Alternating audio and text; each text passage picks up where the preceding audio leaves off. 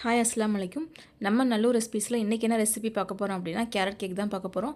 இது ரொம்பவே கொஞ்சம் நாளாக வைரல் ஆகிட்டுருக்கு. ஸோ நம்மளும் ட்ரை பண்ணலாமேன்னு தான் பண்ணுறேன். இதோட ரெசிபியோட டீட்டெயில் வந்து சாட் ஜிபிடி கிட்டேருந்து தான் எடுத்துக்கிட்டேன். கேக்கோட டெக்ஸ்சர் எல்லாமே வந்து ரொம்ப சாஃப்டாக சூப்பராக வந்திருந்தது. இன்றைக்கி நம்ம என்ன இடியம்ஸ் பார்க்க போகிறோம் அப்படின்னா ஸ்பில் த பீன்ஸ்.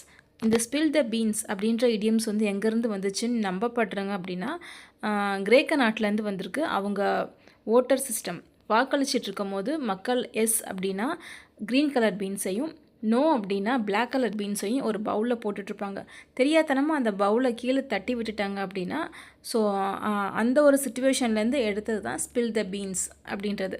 அதை தட்டி விட்டாங்கன்னா அவங்க யாருக்கு ஓட்டு போகிறாங்கன்ற அந்த சீக்ரெட் வந்து ரிவைல் ஆயிரும்ல. ஸோ அதுலேருந்து வந்த இடியம்ஸ் தான் ஸ்பில் த பீன்ஸ். இப்போ நான் என்ன சொல்ல போகிறேன்னா இந்த ரெசிபிக்கு ரிலேட்டடான என்ன அப்படின்னா இந்த ரெசிபி பண்ணுறப்போ எல்லாமே சூப்பராக வந்திருந்தது. கேக்குமே வந்து அவ்வளோ சாஃப்டாக வந்திருந்தது. அந்த பவுலில் எதுவுமே ஒட்டவே இல்லை. பட் இது சாப்பிட்டு பார்க்கும்போது எனக்கு டேஸ்ட் வந்து சுத்தமாக பிடிக்கல. அந்த கேரட்டோட டேஸ்ட் வந்து ரொம்ப ராவாக இருந்தது. நீங்களும் இந்த கேரட் கேக் சாப்பிட்ருந்தீங்க அப்படின்னா டேஸ்ட் எப்படி இருந்துச்சுன்னு சொல்லிட்டு கமெண்ட்டில் சொல்லுங்கள். தேங்க்யூ.